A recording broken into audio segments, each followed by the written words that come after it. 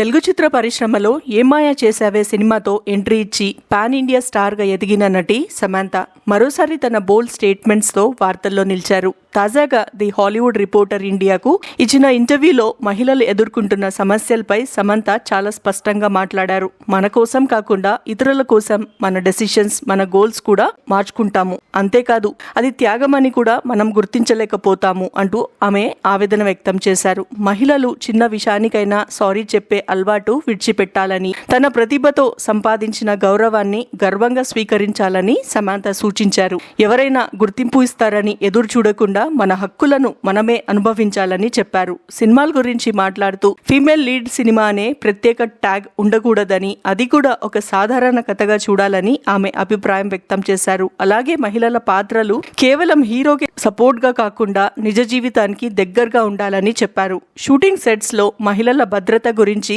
సమంత కీలకంగా మాట్లాడారు.